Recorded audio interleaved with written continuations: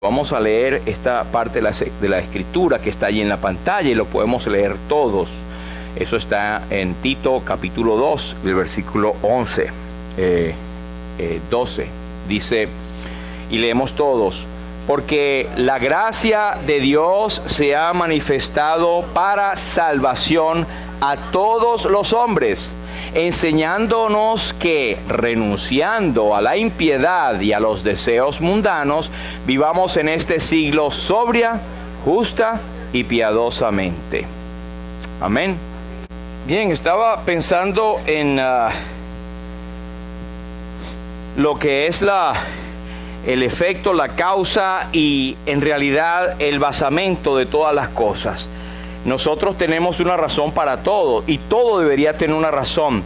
Debería haber un apoyo o un fundamento en todo lo que hacemos, y de hecho es así. Cuando no hay un fundamento, cuando no hay una base, entonces las cosas no están bien planificadas y salen mal, ¿cierto? Y estaba pensando en cada país. Bueno, en la mayoría de los países que existen lo que se llaman las leyes que han sido planteadas, que han sido hechas basadas en unas reuniones de personas, de legisladores, que hacen unas leyes y después el país anda sobre estas leyes. Los Estados Unidos, su conducta, su política, su desarrollo se basa en la Constitución, ¿verdad? Y cada país tiene la Constitución.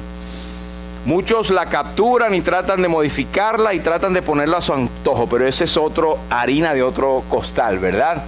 Pero también en los países existe el poder ejecutivo, de donde está el poder judicial y las autoridades.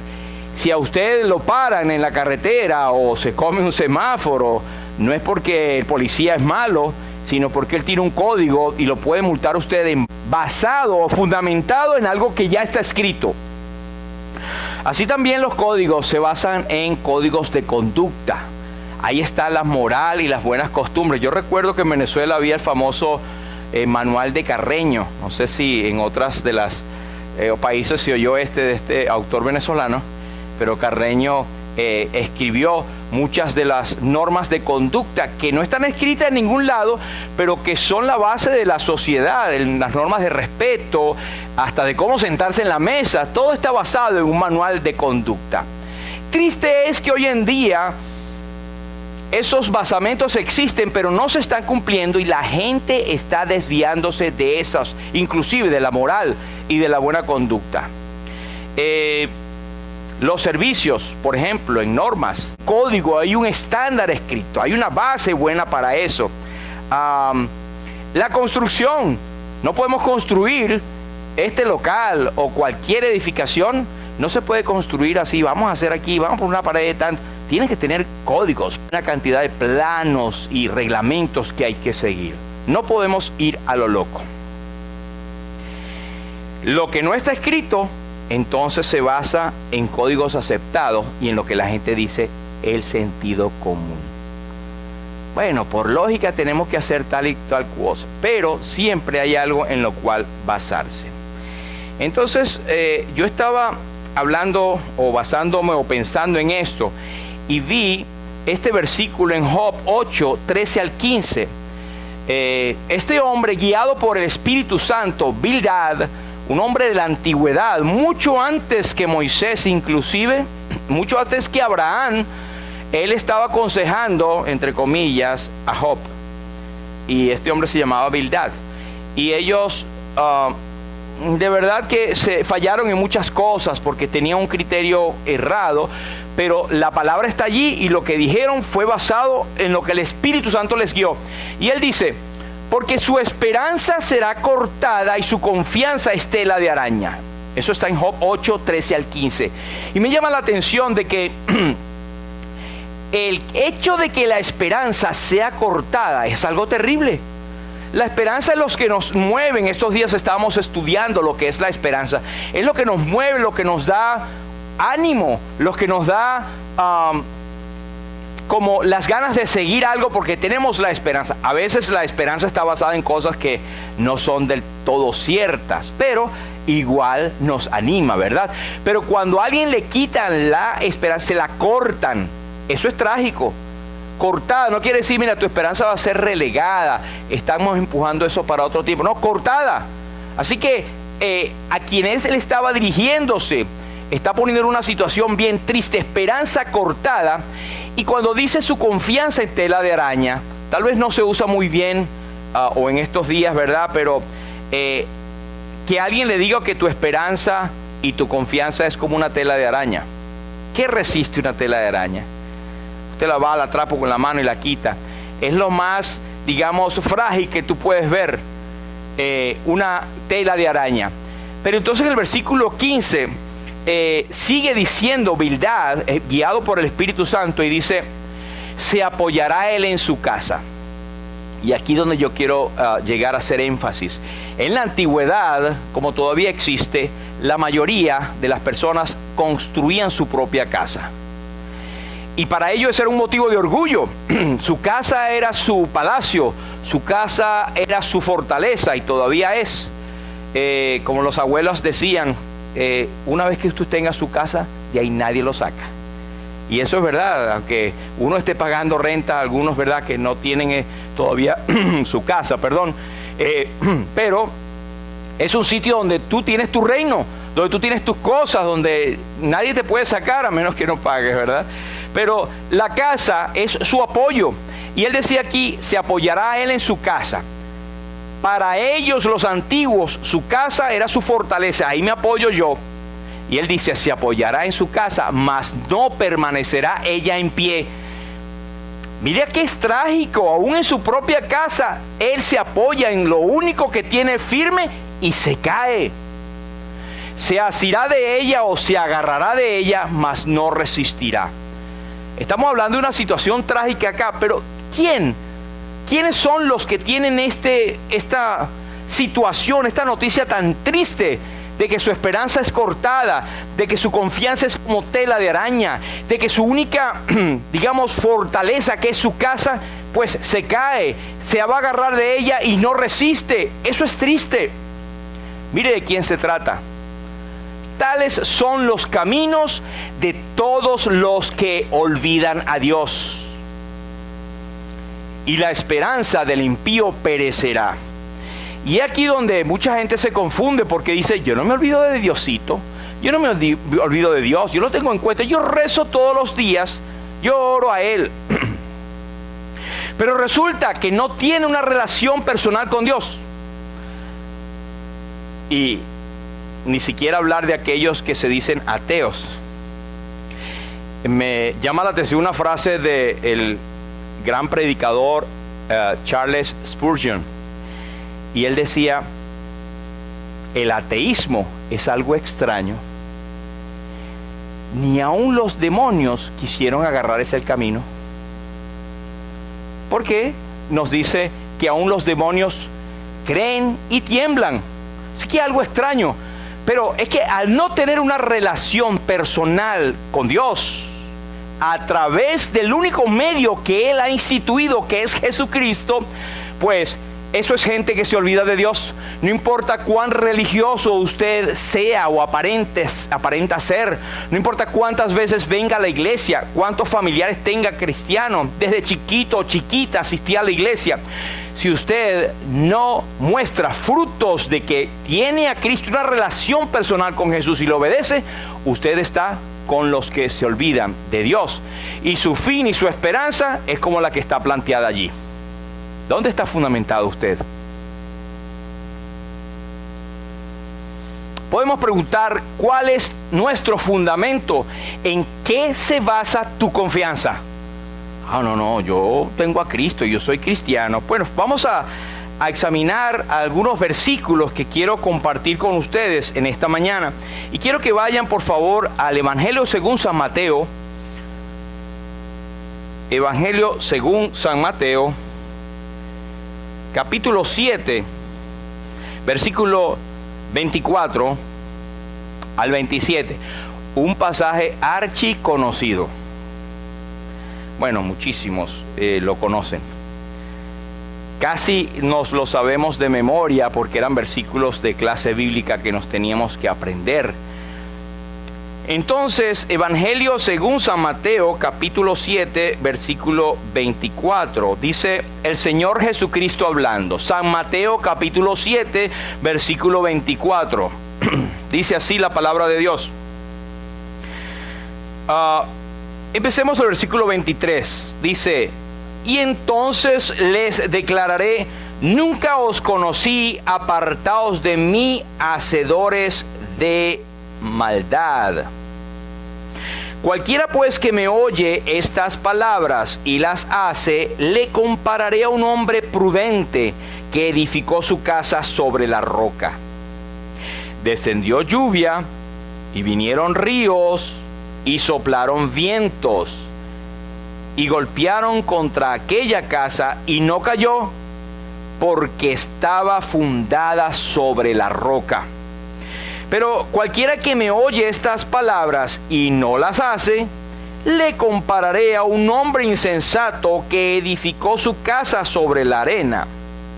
Y descendió la lluvia, y vinieron ríos, y soplaron vientos, y dieron con ímpetu contra aquella casa, y cayó, y fue grande su ruina. Permítame leer el versículo 21, dice: no todo el que me dice Señor, Señor entrará en el reino de los cielos, sino el que hace la voluntad de mi Padre que está en los cielos. Mire, y no es un accidente que esta parábola está ubicada ya al final de el sermón llamado el Sermón del Monte, el Sermón de la Montaña. El Señor Jesucristo hace unas comparaciones muy hermosas allí, pero en él, el Señor Jesucristo como Rey está dando un resumen de la conducta que Él esperaría de sus súbditos. No es una presentación del plan de salvación acá. Él no está enseñando a personas inconversas. Si usted ve el capítulo 5, el versículo 1 de San Mateo, cuando Él empieza, Él dice la palabra de Dios: viendo la multitud, subió al monte y sentándose vinieron a Él, ¿quiénes? Sus discípulos. Él está hablando el carácter y la obediencia que Él espera de quienes son sus súbditos. Ahora, recordemos que esto fue dirigido a los discípulos y su intención era dar una constitución, por así decirlo, una base de leyes y principios que debían gobernar a todos sus súbditos. ¿Okay? Primariamente eso tiene un tinte judío, porque está hablando de Jesús como Rey. Y habla del fariseo, habla del Sanedrín, habla de una cantidad de figuras de los judíos. Sin embargo, esto se dirigía a todos por extensión. Sermón del Monte ha tenido muchas interpretaciones, pero primariamente la Biblia tiene una dirección: cuándo ocurrió, a quién ocurrió, para qué ocurrió. Esa es la interpretación, pero hay muchas aplicaciones.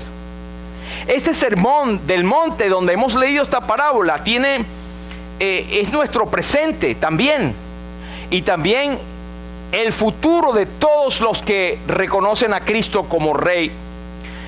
Cuando Cristo estaba en la tierra, esta era una aplicación directa y vía satélite, directa para los discípulos. Ahora, mientras el Señor Jesucristo está en el cielo, es de aplicación a todos los que le recibimos como Rey. Jesús es mi Rey soberano, mi gozo es cantar su loor, es Rey. Y me ve cual hermano, es Rey y me imparte su amor. Ahora, mientras Jesús está en el cielo, Él pronto va a venir a recogernos. Pero esto también es el código de conducta de los seguidores de Cristo durante la gran tribulación. Yo sé que hay muchas interpretaciones acá, pero la iglesia, el próximo acontecimiento es que va a ser arrebatada. No podemos quitar 1 Corintios capítulo 15 y 1 Tesalonicenses capítulo 4, 2 de Pedro y tantos versículos, Juan capítulo 14, que habla de que vendré otra vez y os tomaré a mí mismo. El arrebatamiento viene. Cristo viene pronto. y va a recoger a su iglesia, a todos los que le esperamos. Es más, ese era el motivo de ánimo y esperanza para aquellos que estaban en el primer siglo perdiendo familias. Cuando la gente moría, él decía: hermanos, no quiero que ignoren acerca de los que murieron, porque Cristo va a resucitarlos. Y si ustedes creen que Cristo resucitó, y yo me atrevería a decir que el apóstol dijo: ¿sí creen, verdad? Oh, claro que creemos. Entonces Cristo va a venir por segunda vez a recoger a los que somos salvos, pero antes va a resucitar a los muertos. Amén. Y allí es donde muchos dicen evangélicos están locos. Ahora es que Cristo resucitó primero y después es que van a resucitar los muertos.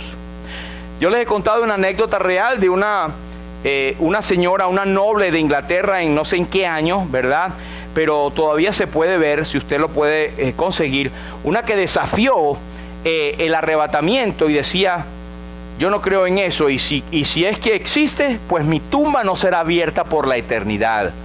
Y yo les conté eso, que ella hizo poner en su placa: esta es la tumba de la señora tal y fulana de tal, ¿verdad? Esta tumba no será abierta por la eternidad, como un desafío después de morir a lo que ella quería expresar en rebeldía a Dios. Pues parece que cuando estaba siendo enterrada, una semillita se cayó ahí en el sepulcro mientras lo estaban ahí los sepultureros. ¿Y qué pasó? Esa semilla germinó y formó un frondoso árbol. Y hoy en día en ese antiguo cementerio no está esa tumba, es un tremendo árbol. Y las placas, el resto de esos marmoleos están en el árbol, arriba, regado. Entonces es como que Dios de vez en cuando da su tintico allí para que se quede la gente con su orgullo y queden, para que toda boca se calle y confiese: Jesús es el Señor. Amén. Pero volviendo a esto, el Señor trata con 4 aspectos principales en este versículo, ¿verdad? Antes de llegar a cualquiera que me oyes estas palabras, Él ha estado hablando muchas palabras. Si usted ve desde el capítulo 5, Él está dando instrucciones y Él empieza: bienaventurados los que... 3, bienaventurados los pobres en espíritu, porque ellos es el reino de los cielos, los que lloran porque recibirán consolación. Una cantidad de promesas que son condicionales. Y Él nos dice: tendrás vida eterna si crees en el Hijo. Es condicional. No, que al final Dios va a salvar a todo el mundo y Diosito es muy bueno. Diosito es muy bueno, pero también Diosito, como dice usted, es Dios. Es Dios eterno, ningún Diosito. Es Dios eterno, que es fuego consumidor también. Y si usted o cualquier persona que no tenga a Cristo permanece en su rebeldía, aparte de recibir lo que leímos de Bildad ahí en Job, también va a recibir la condenación eterna, el infierno que Dios ha preparado para Satanás y sus seguidores. Sí, eso es el Evangelio. Pero yo pensaba que el Evangelio era amor, el Evangelio era vida eterna. Sí, el Evangelio es salvación, pero no para todo el mundo. Es salvación a todo aquel que cree, y es condenación al que no le recibe. De manera que es un mensaje serio, es un mensaje importante que no se puede tomar a la ligera. Una vez que usted está allí sentado, ya está comprometido, no se puede echar para atrás. Y si nunca lo ha oído, este es el mensaje que Dios quiere que usted sepa en esta mañana. ¿Dónde está fundamentado su vida? Y fíjense que el Señor habla allí de por lo menos unos pares de cosas. Por ejemplo, Él habla de las 2 puertas, habla de los 2 caminos, habla de los 2 destinos, y aquí está hablando de los 2 fundamentos, o los 2 constructores. Porque hay un himno que recuerdo que dice: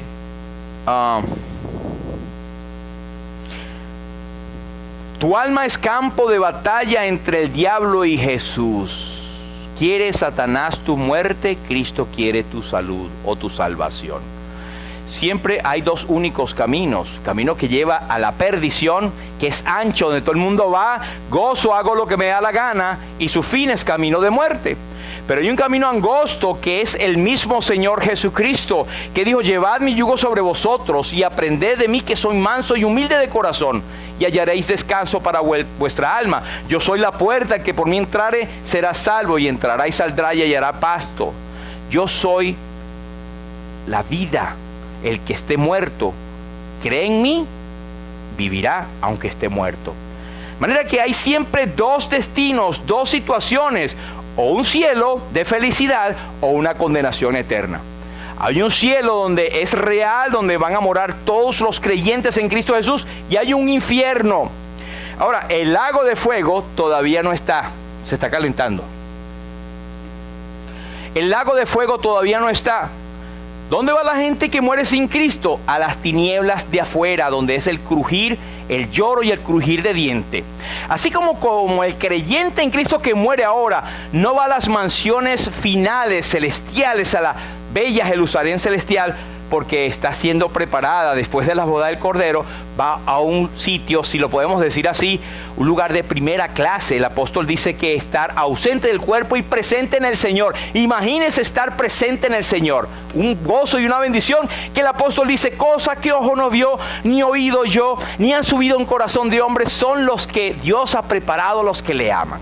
Eso es el descanso. Y después de la boda del Cordero, después que se cumplan todas las cosas, estaremos en la presencia de Dios para siempre. De igual forma, hay un proceso mediante el cual los condenados van a estar no en primera clase, van a estar en la clase más paupérrima previa a ser lanzado o esperar el día del gran juicio final, donde serán abiertos los libros. Y dice que fueron abiertos los libros y fueron juzgados los muertos por las cosas que estaban escritas en los libros según sus obras, según su actuar. Fue abierto el libro de la vida y fueron juzgados los muertos por eso. Y el que no se halló inscrito en el libro de la vida fue lanzado al lago de fuego, que arde con fuego y azufre, que es la muerte segunda. Eso es en el futuro, todavía no viene, pero es la terrible perdición donde no hay vuelta atrás. La salvación es en este momento. El verificar dónde está fundamentada mi vida, es en este mismo momento, en esta vida. No hay oportunidad después que partamos de este mundo. Ahora, cualquiera pues que me oye estas palabras y las hace, le compararé a un hombre prudente que edificó su casa sobre la roca. Después dice el versículo 25: descendió lluvia, vinieron ríos, soplaron vientos y golpearon contra aquellas casas, y no cayó porque estaba fundada sobre la roca. Y el versículo 26 dice: cualquiera que me oye estas palabras y no las hace. Y fíjense que no se trata de que yo oigo y creo. Yo oigo, creo y hago. Somos los primeros predicadores en decir que la salvación es por fe. Y el apóstol Pablo dice: justificados pues por fe, tenemos paz para con Dios por medio de nuestro Señor Jesucristo. Y el apóstol hace un excurso bien hermoso en Efesios capítulo 2. Dice: porque por gracia sois salvos por medio de la fe. Y esto no de vosotros, pues es don de Dios, no por obras para que nadie se gloríe. La salvación es por gracia. No hay nada que tú puedas hacer para satisfacer las demandas de Dios. Cristo lo satisfizo en el Calvario, y al creer en Él, la justicia de Cristo nos envuelve, nos arropa, y somos declarados justos por Jesús. Sin embargo, Santiago, por muchos años, en los inicios de la iglesia, era considerada una carta media rara, y el mismo Lutero la llamó despectivamente porque no entendía. Porque mientras Pablo habla de la salvación por fe únicamente, sin obra, Santiago decía que tú tienes que mostrar tus obras para salvación. Entonces, ¿en qué quedamos?, decía la gente. Estos todos se contradicen. No había ninguna contradicción. Ahora entendemos cuando hay más luz, ¿verdad? Es que el Señor Jesucristo dijo: por su fruto los conoceréis. Y el apóstol Pablo dijo en otra parte: el fundamento de Dios está firme teniendo este sello. Ponga atención: conoce el Señor a los que son suyos. El Señor conoce al que es salvo por fe ya automáticamente. Pero hay una segunda parte que los hombres no ven esa relación, pero ven el resultado de esa relación. Y dice, apártese de iniquidad todo aquel que invoca el nombre de Cristo. Si un creyente dice que tiene a Cristo como Señor y Salvador, pero vive desordenadamente, el hombre dice, ese no es salvo. Entonces la salvación es justificada por la obediencia. ¿Cómo estamos viviendo como creyentes? Ahora, estoy hablando como creyentes, nuestro fundamento. Yo soy creyente, voy a la iglesia de vez en cuando. Tengamos cuidado. Dice, cualquiera que me oyes estas palabras y no las hace. Le tocaría a usted leer todas las palabras que dijo Cristo en el Sermón del Monte. Él le comparará a un hombre insensato. Y por eso leí el versículo 21. No todo el que me dice, Jesús es mi Señor, mi Señorcito. No todo el que me dice Señor, Señor, entrará en el reino de los cielos. Hace falta una expresión de tu vida que concuerde con lo que tú proclamas. ¿Sí me explico?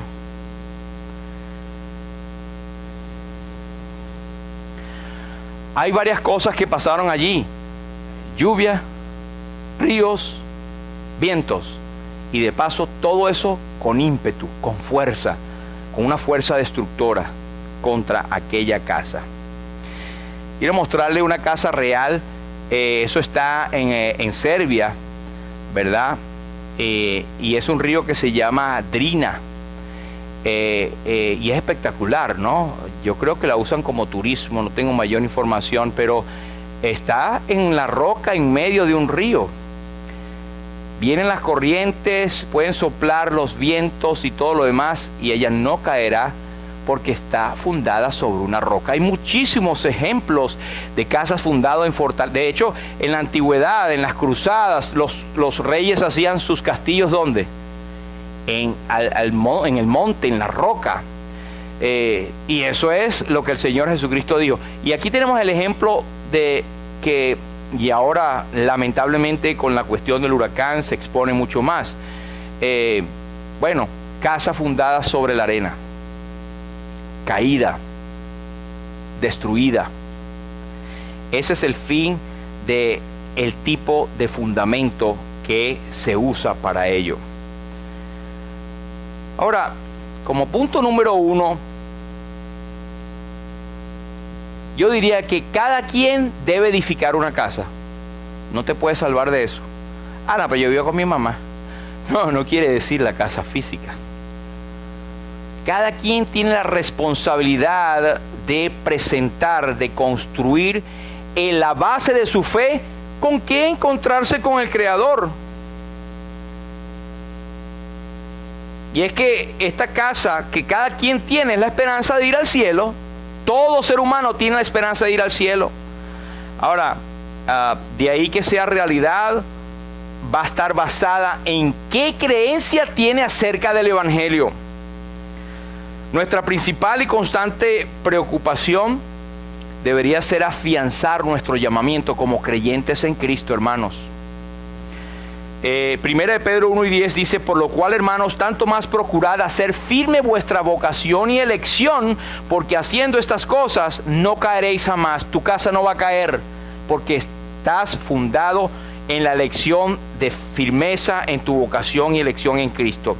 Ahora, hay muchos que no se preocupan por eso. Pregúntele a cualquier persona que usted conozca que no sigue a Cristo. Oye, ¿dónde estás fundando tu casa? No sé de qué me estás hablando. Ya la casa que tengo por allá en el Conuco, por allí, es tu vida. ¿Dónde está fundada tu vida? ¿Dónde estás edificando? Y muchos edifican su vida en este mundo como si hubiesen de vivir aquí para siempre. Ahora es que yo soy joven. Y el que es mayor dirá, bueno, ya lo he vivido suficiente, ¿para qué preocuparme? Y no piensan edificar en el mundo venidero. Todos los que profesan una creencia, una religión, de alguna manera, quieren contestar esta pregunta: ¿qué debo hacer para ser salvo? Otros se autorredimen. Los japoneses, ¿verdad?, que se hacían el matarse ellos mismos, o los extremistas que se pueden inmolar ellos mismos pensando que van a ganar rápidamente un acceso al cielo. Y muchas otras religiones, todos tienen ¿cómo puedo ser salvo? Entonces tu edificación de casa debería ser ¿cómo voy a llegar yo al cielo? ¿Cómo piensas llegar al cielo? Es decir, ¿cómo ir al cielo finalmente y tener entre tanto una esperanza bien fundamentada aquí en la tierra? Pero veamos estos dos constructores.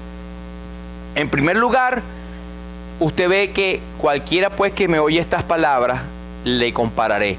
A los dos, tanto el que edificó en la roca como el que edificó en la arena, los dos oyeron las palabras de Jesús. Es decir, que ambos constructores aquí oyeron el evangelio. Tanto al hombre prudente en el versículo 24 como al insensato en el versículo 26, los dos oyeron. Y aquí estamos tal vez mixtos, aquí estamos creyentes en Cristo y están tal vez personas que aún no tienen ese privilegio de ser salvos. Eso es la primera cosa. Lo segundo es que ambos proceden a edificar una casa después que han oído el evangelio, después que han oído el mensaje que Jesucristo tiene. El hombre prudente edifica su casa que representa su vida. ¿Sobre qué? Sobre las palabras de Jesús. Pero él lo demuestra con sus obras. Mire lo que dice el Señor: el que me oye estas palabras y las cree, y ahí se queda, y las hace. Ven que hay un resultado. El que es creyente demuestra que es creyente. No puede haber una persona que es creyente y no está ni congregado, ni leía la Biblia, ni ora, y ni se somete a una iglesia, ni está miembro, que solo dice la palabra. El que es creyente tiene que seguir la Biblia, punto. Si no, puede que sea creyente, pero no ha leído la Biblia aún. Pero generalmente el que es creyente empieza con humildad, porque para ser salvo tienes que humillarte. Tienes que decir: yo no puedo, yo no soy el que podía salvarme, me entrego a Cristo. Y por eso es que usted ve gente que llora. Yo lloré mucho y todavía lloro, porque uno no puede entender cómo Dios nos ha amado tanto. Y uno se quebranta el corazón a ver: Dios, ¿cómo me amaste tanto? Jesús, moriste en la cruz por mí. Y deberíamos tener temor cuando el mensaje de la cruz no causa en nosotros ese dolor, pero a la vez esa mezcla de gozo. Señor, cuánto dolor pasaste por mí, pero gloria a tu nombre, lo hiciste. Ahora, tercero,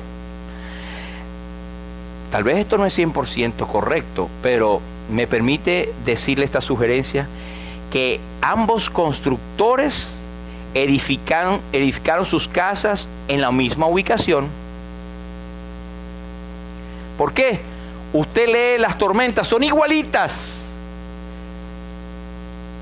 ¿verdad? Soplaron vientos, vino lluvia, dieron con ímpetu contra aquella casa, las mismas características. Entonces, en tercero, ellos están edificando en la misma ubicación. Así es el inconverso. Usted tiene a su lado personas que a lo mejor no son creyentes y viven la misma vida que usted. En otras palabras, las circunstancias externas no son diferentes, no tenían ninguna ventaja el uno sobre otro. Habían vivido posiblemente en el mismo pueblo, habían ido a la misma iglesia, con el mismo pastor o el grupo de pastores, tenían comunión con las mismas amistades, hacían los estudios bíblicos, oían la misma prédica, etc. Igualito, tienen las mismas circunstancias. Cuarto, la deducción es que ellos construyeron también el mismo tipo de casa, porque por fuera sus viviendas eran muy parecidas, ¿verdad? Todo era igualito, tal vez los muebles, la sala, todo, y la apariencia por fuera eran las mismas. La apariencia del hombre creyente y un inconverso tal vez son las mismas. Una persona que camina a sus dos pies, tiene relativa buena salud, se viste de tal manera, la otra persona se puede vestir también tan bonito. Igual, no hay diferencia, ¿verdad? La cuestión está más allá, internamente, que Dios solo conoce. Podríamos decir que ambos individuos eran religiosos, tal vez teológicamente tenían hasta la misma doctrina teológica, tenían los mismos patrones morales, daban el diezmo o las ofrendas, quiero decir las ofrendas, eran ciudadanos responsables, parecían creer y vivir de manera similar. Entonces, ¿cuál es la gran diferencia? Bueno, las diferencias entre estos dos constructores no eran percibidos por afuera. Pero muchísimo más importante que las similitudes, la clave es entender que uno de ellos cumple o hace la palabra de Dios y muestra obediencia. El que oye, cree y hace. Oye, cree y hace. La más grande diferencia es que estos están en la base en la cual ellos construyeron sus vidas. Esta base que sentaron, el hombre prudente edificó su casa sobre la roca, mientras que el insensato la edificó sobre la arena. Así que tenemos el segundo. Cristo es la roca firme, y él menciona la roca firme. Era un macizo, la palabra ahí, Petra, es un macizo tremendo de roca, de piedra, no unas piedritas en las cuales él se edificó. Recordemos que cuando Cristo en Mateo 16 habla a Pedro, él dice, ¿quién dicen los hombres que es el Hijo del Hombre? Pedro entonces dice, tú eres el Cristo, el Hijo del Dios viviente. Y bajo esa declaración de que Cristo era el Mesías, el Señor, Cristo dijo, yo también te digo que tú eres Pedro. Sobre esta roca edificaré mi iglesia. Y hay un juego de palabras. Pedro no fue el primer papa. Cristo dijo, tú eres Pedro, que es Petros, pequeña piedra. Y sobre esta Petra, que es roca gigantesca, allí edificaré mi iglesia. Cristo es la roca imperecedera de los siglos. Cristo es la seguridad que puede tener un hombre, una mujer en este mundo.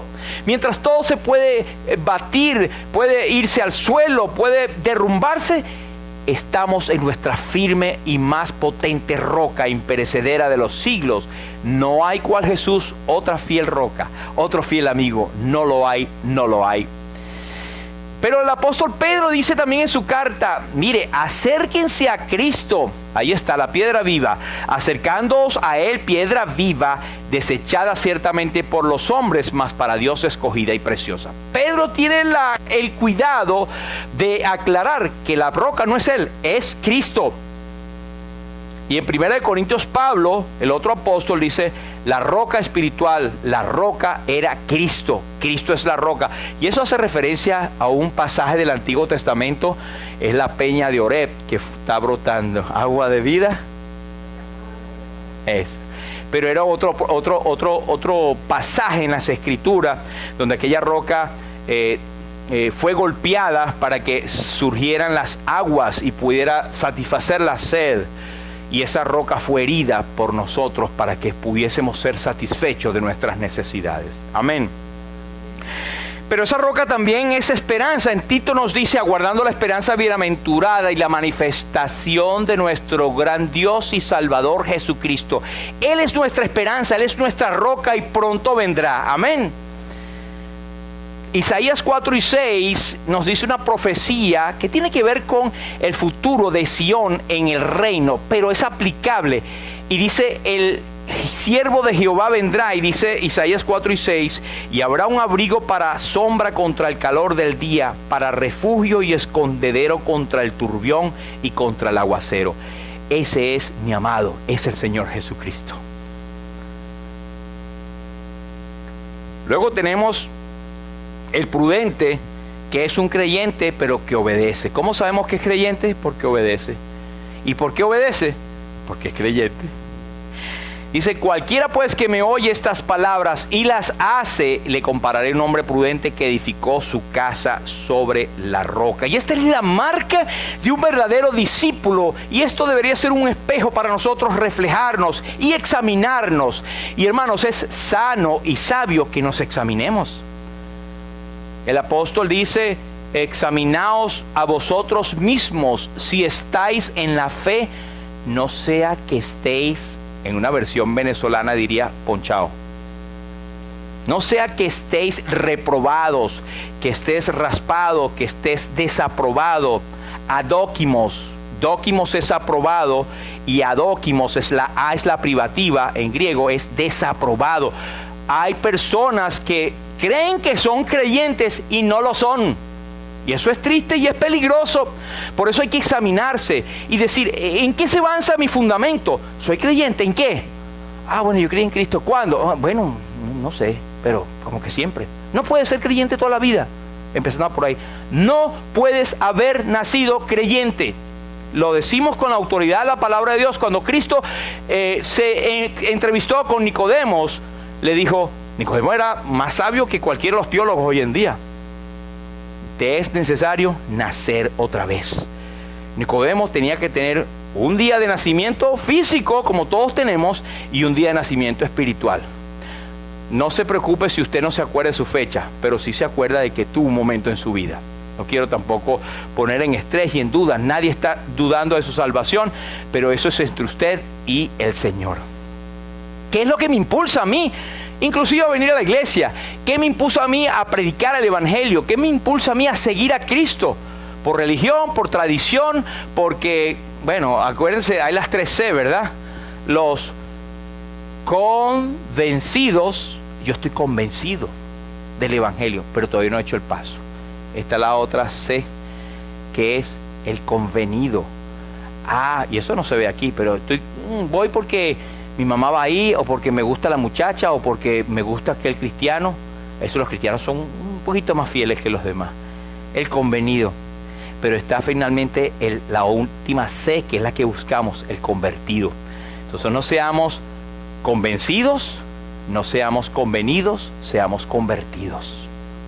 Amén.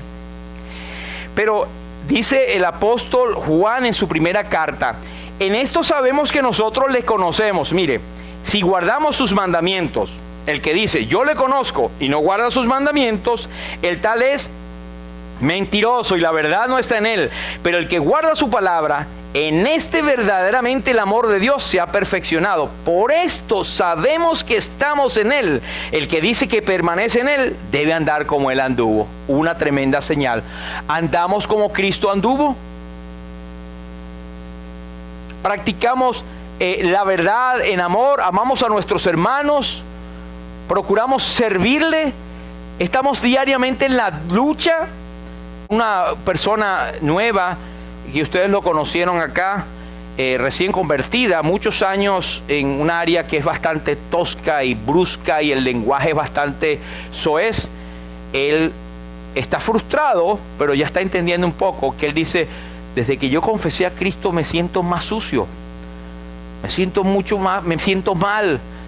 O sea, hay cosas que me molestan que yo no debo estar haciendo. Yo le dije, antes que creyeras en Cristo te molestaban. No. ¿Cuál es la diferencia? Tiene el Espíritu Santo morando en él. Y el Espíritu Santo da testimonio a su espíritu de que es hijo de Dios. Y hay cosas que tiene que limpiar.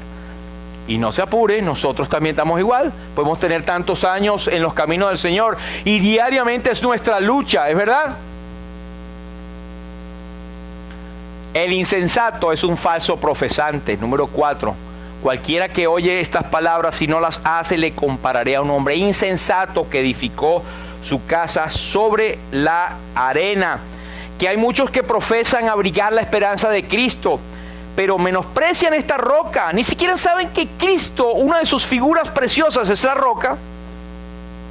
Edifican sus ilusiones sobre la arena. Hermanos, todo lo que no sea de Cristo es arena movediza. Los hay que edifican sus esperanzas en la prosperidad material. Y como decía mi hermano Johnny al principio, el peligro de la iglesia. Muchos falsos maestros están tirando arena sobre la verdadera iglesia. Y hablan de la prosperidad material como si fuera una prueba de que son creyentes, de que están en la roca. Otros sobre la profesión exterior de la religión, dicen, porque yo soy bien respetado, yo me llamo cristiano, fui bautizado, voy a la iglesia, oigo la palabra, hasta predico, no hago nada, daño a nadie, no bailo pegado, no tengo ningún tipo de título por allí. Entonces ellos están en una arena, están demasiado débil su fundamento para sostenerse hasta el cielo. Ahora, hay muchos que profesan abrigar esta esperanza, pero edifican sobre la arena. ¿Y sabe cuál es la arena también? La voluntad propia. No, yo conozco, yo sé. No les quiero decir cuándo para no... pero estuve recientemente con un profesional de la salud y él usa la técnica de que yo te hablo primero y te bombardeo para que tú no me digas nada. Pero yo lo estoy dejando que el Señor, y yo lo agarré la bajadita. Y además, como me tiene ahí aprisionado, no puedo decir otra cosa. Pero su fundamento, su base, su base más firme de la vida está en el yoga. Y está en que él hace lo mejor y está lo más cerca de lo que se puede llamar purificación en este mundo. Yo le eché ese para allá, no voy a contaminarlo yo. Pero tienen su fundamento en algo que es ridículo, con todo respeto, pero es ridículo. Está fuera de la palabra de Dios y está basándose en su propia opinión. Y dice la Biblia, profesando ser sabios, se vuelven necios. Segunda de Timoteo 3:7 nos dice que estas personas siempre andan aprendiendo y nunca llegan al conocimiento de la verdad. Y lo aprecio mucho esta persona. Estamos entrando en una buena relación y orando al Señor de que me dé la oportunidad. Ya me dijo, en algún momento vamos a reunirnos todos porque no quiere estar solito. Sí. Para filosofar. Entonces, la arena es no ser enseñable, no abrir tu corazón. Edificar la casa de nuestra vida sobre la arena es seguir el consejo de Satanás, que tú no necesitas salvación, que tú estás bien como estás. Eso es la arena. Y da temor, hermanos, pero existen muchos creyentes que están, aún siendo creyentes, están edificando su vida de testimonio sobre la arena. No pierden su salvación, pero galardones y bendición bastante. Oportunidades de tener el poder de Dios a predicar a otros bastante. Una cosa que vemos, y ya estamos terminando, es que las pruebas llegan a todos. El Señor dijo, en el mundo tendréis aflicción, pero confiad, yo he vencido el mundo. Descendió lluvia, vinieron ríos, soplaron vientos, golpearon contra aquella casa y no cayó porque estaba fundado sobre la roca. Caso contrario, descendió lluvia, igualito. Vinieron ríos, igualito. Soplaron vientos, igualito. Dieron con ímpetu, igualito, contra aquella casa, igualito. Pero esta vez cayó y fue grande su ruina. Ahora, ¿qué prueba la lluvia? El techo. ¿Cuál es tu techo? ¿Qué prueba la inundación? Bueno, prueba los cimientos de la casa. ¿Y qué prueba los vientos? Toda la estructura. Ahora, cada piedra edificada sobre la roca, que es Cristo, va a permanecer porque Cristo dijo, el cielo y la tierra pasarán, pero mis palabras no pasarán. Ahora, estas tres cosas me hacen pensar a mí en nuestro enemigo triple. El creyente, tú y yo, somos probados con los vientos de la aflicción, pero los enemigos del creyente son el mundo, la carne y el innombrable. ¿Sí? Y estos tres están continuamente en guerra espiritual contra el creyente. Pero esos son ustedes, yo no tengo guerra contra el creyente. Ay, papá, examínete. Porque entonces el enemigo busca tumbar a aquel que es creyente. Al que no es creyente, déjalo quieto, eso es mío. Tienes cuidado. Y lo último es que edificar sobre la arena trae grande ruina. Descendió lluvia, pasó todo aquello, cayó y fue grande su ruina. La ruina es la pérdida eterna de la salvación al que no es creyente, pero es la pérdida de galardones, de testimonio, de bendición a nosotros que somos creyentes. Así que este mensaje, hermano, no es para que lo agarremos y lo demos al inconverso. Primariamente, claro que es, pero el evangelio es para nosotros también. ¿Dónde estamos basando nuestra confianza como creyentes en Cristo? 1, edificar una casa, necesidad de todos. 2, Cristo es la roca firme y ha sido provista para todos. 3, el prudente es un creyente que obedece. 4, el insensato es un falso profesante, no es creyente. 5, las pruebas llegan a todos. 6, edificar sobre arena trae grande ruina.